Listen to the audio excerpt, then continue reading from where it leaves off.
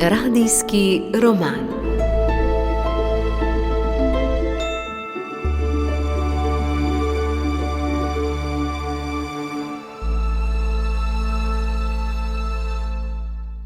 Dober večer, spoštovani poslušalci, drage poslušalke in dobrodošli v 10. delu radijskega romana Le eno je potrebno.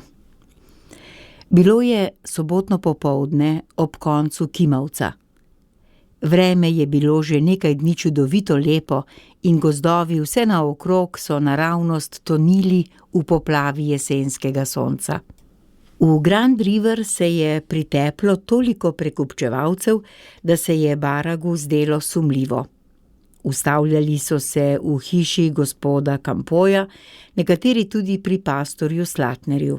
Pred dobrimi 3 tedni sta se namreč z gospodom Campojem docela razšla. Ko je bil za 2 dni na misijonski poti, je gospod Campo z mnogimi delavci razdrl njegovo hišico in skoraj že pol cerkve ter vse pripeljal čez reko, misleč, da ga bo na ta način prisilil, da bi bilo središče misijona na ozemlju Združenih držav, ne na svobodnem ozemlju Indijancev. Ko se je Baraga vrnil s poti in videl razdejanje, je sporočil zadevo sodišču. Gospoda Campoja je oblast prisilila, da je vse pripeljal nazaj in postavil na staro mesto, toda prijateljstva, ki ga Baraga nikdar ni imel za odkritega, je bilo konec. Pastor Slatner si je imel roke in docela pozabil, da je bil prav gospod Campo tisti, ki je pri guvernerju igral karte proti njemu.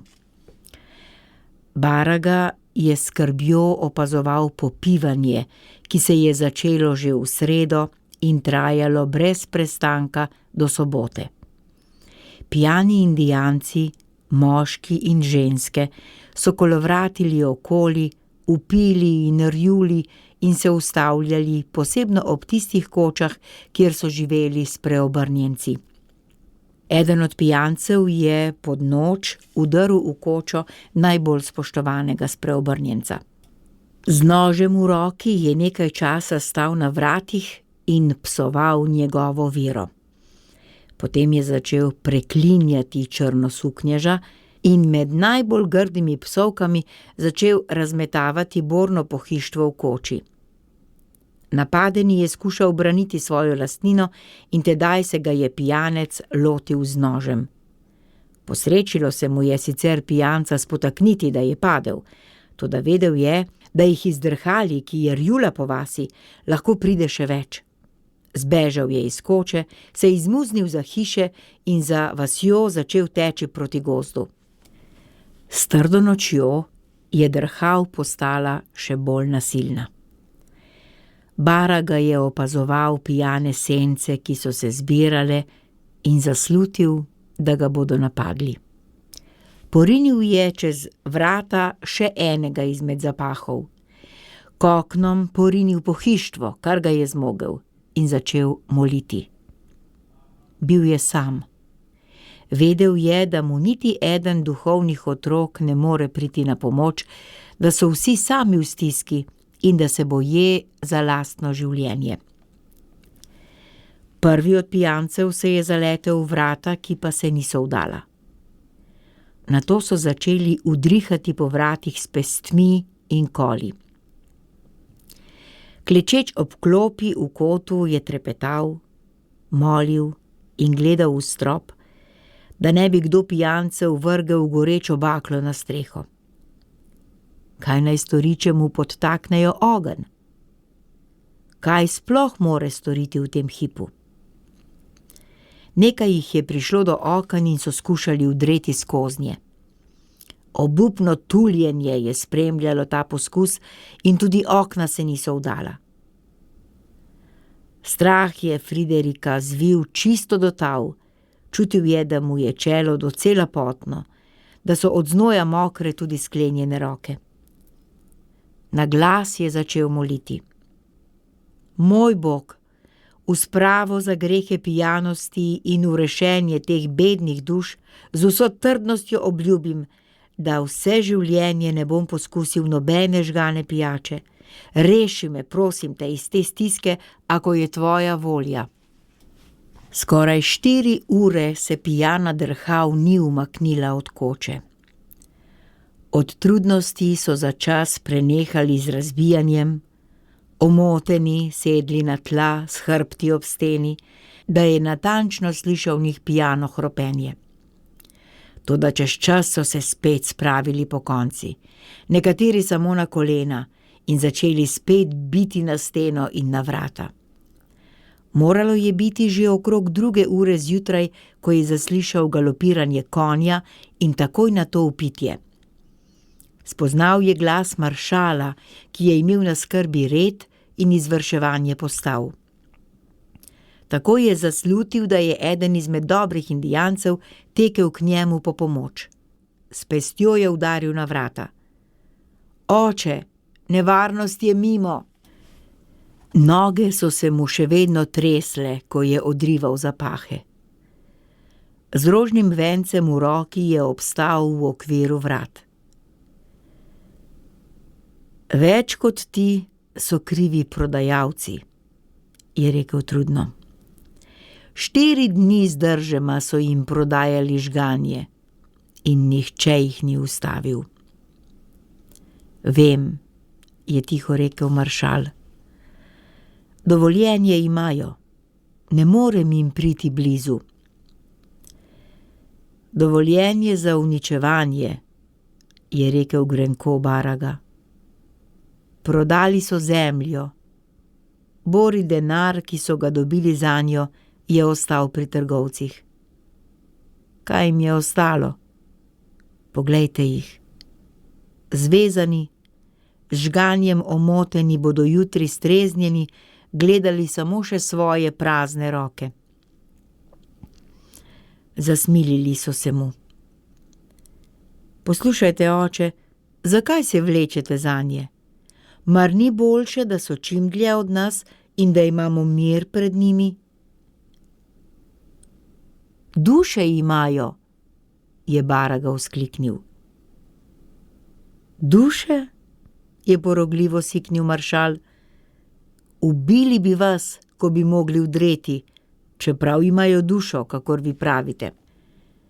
Pijane Indijance so zmetali na voz, kakor polena, in maršal se je spravljal na konja. Baragove zahvale ni niti več slišal. Pastor Slatner in gospod Campo sta zdaj začela z odkrito gonjo proti njemu. Campo je posebno med svojimi belimi prijatelji začel namigovati, da življenje zagovornika Indijancev v resnici ni takšno, kakor se kaže. Naskrivaj živi docela drugačno življenje, to da ga zna zakrivati. Seveda, škof mu ne stopa na prste, ker sam ni dosti boljši. Mnogi v Detroitu dobro vedo, kakšen pijanec je. Baraga za novice, ki so tiho krožile okrog, ni tako izvedel. Čudno se mu je zdelo le to, da ga nekateri od belih trgovcev niso več pozdravili, niti mu niso odzdravili, če jih je nagovoril. Prav v tistem času je odpisal v domovino podbreškemu župniku Francetu Pircu, ki se je ponudil, da bi šel v misijone kljub svoji starosti. Vaše pismo, v katerem mi sporočate svojo željo priti v naše misijone, me je neizrečeno razveselilo, kar priča o veliki vnemi, ki jo čutite v svojem srcu za spreobračanje naših sobratov. Pisal sem glede tega našemu škofu, prečastitemu gospodu Frideriku Reseju, in upam, da vas bo brez pomislekov sprejel. Ne jemljite s seboj veliko prtljage, tudi knjig ne, ker se vse lahko kupi tukaj.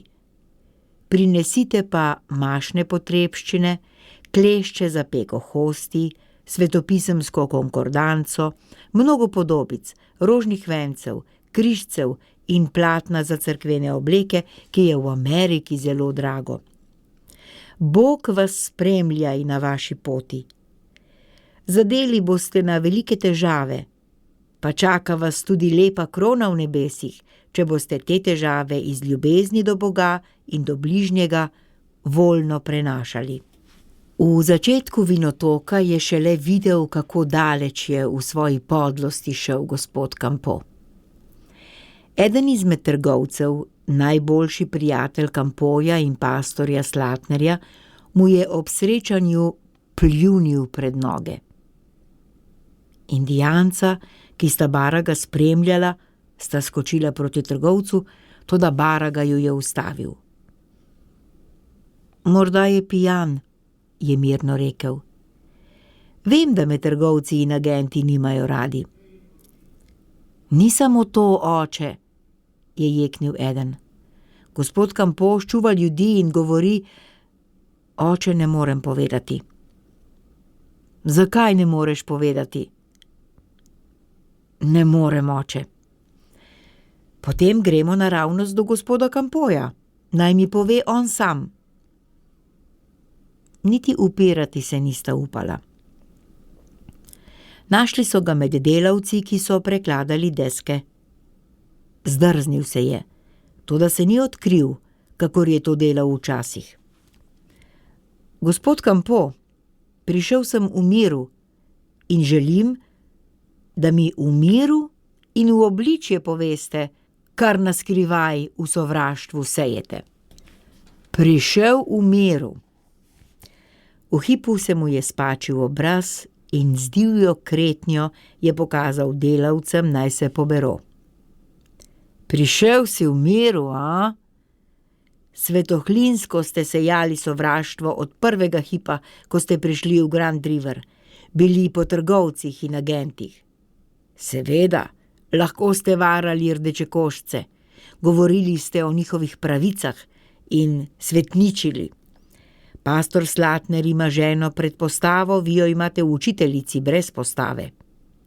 Vse je skrito, vse pod svetim plaščem.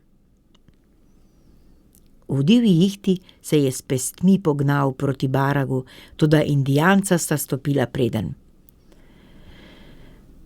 Gospod Campeau, je mirno rekel Baraga, slutil sem, da ste vi naščuvali pijane Indijance. Toda nikdar nisem mislil, da morate iti v sovraštvu tako daleč. Nekoč ste mi hoteli biti prijatelj, toda ne iz srca, ampak za voljo dobička. Ne sovražim vas, toda povem vam, nekoč si bova v siromaštvu enaka. Od vsega, kar imate zdaj, vam ne bo nič ostalo. Naj se Gospod usmili vaše duše. Obrnil se je in odšel. Ko sta ga Indijanca dohitela, je tiho rekel: Molimo za gospoda Campeauja. Velik greh je storil in potreben je Božjega usmiljenja. Divji vetrovi so že razčesavali gole breze, ko se je odločil za zadnji misijonski obisk pred zimo v Maškikong. Vsak obisk tam mu je bil vedno v tolažbo in veselje in obojega je bil zdaj tako zelo potreben.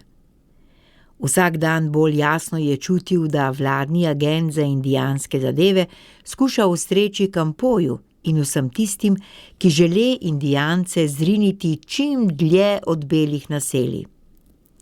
V Detroitu povečujejo pritisk na škofa, ki se boji, da bo pri vladi izgubil še tisto pomoč, ki jo zdaj dobiva. V Grand River se je vrnil že v snegu. Zadnji del poti je moral prehoditi na krpljah. Toda bil je srečen. Med 5 krščenci je bila 17-letna Indijanka, ki je prosila za krst, čeprav je oče zagrozil, da ji bo v maščevanje, če se da krstiti, odrezal obe ušesi.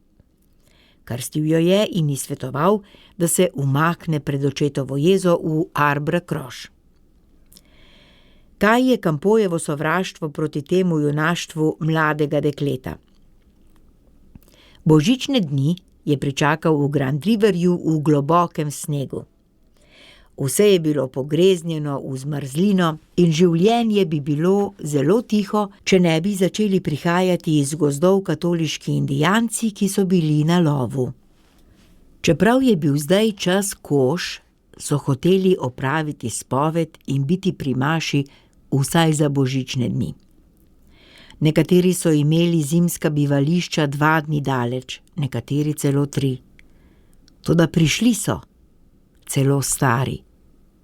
S seboj so pripeljali otroke, ki so se premraženi tiščali staršev, toda s črnimi očmi, vendar zvezdavo in z neznanskim veseljem ogledovali luči v cerkvi. Kakor 12-letnega Jezusa v templju ga je globoko obšlo, ko jih je gledal pred seboj. Mar ni vsa ta množica revnih in zapostavljenih, kakor pastirji v prvi sveti noči? Bogati in ošabni niso videli Boga. Odkril se je revnim. Ne bo ga videl gospod Campo, ki se je ogradil s sovraštvom. Ti lovci, ki jim roke diše po odrtih kožah divjih živali, ga vidijo. Vidijo ga in ga bodo nesli s seboj v vigvame, iz katerih se v beli samoti, daleč od vseh ljudi, vije le dim. Sami bodo s tem Bogom v divjini. Pridigal jim je o ljubezni, o miru in vdanosti, pa tudi o odpuščanju, ki vse premaga, in o potrpljenju, ki vse prenese. Povsod najde Boga tisti, ki ga išče. Kdor ga noče iskati, ga ne bo videl niti v sočloveku. Ni še vedel, da mu Božji otrok z malim prstom že kaže novo pot daleč na sever. Gazi tistih, ki so odšli, je že drugi dan pokril nov sneg. In s tem novim snegom bomo za nocoj končali in se vam lepo zahvaljujem, spoštovani poslušalci, drage poslušalke, za vašo pozornost. Bodite z nami spet prihodnji teden. Za nocoj pa le še lahko noč.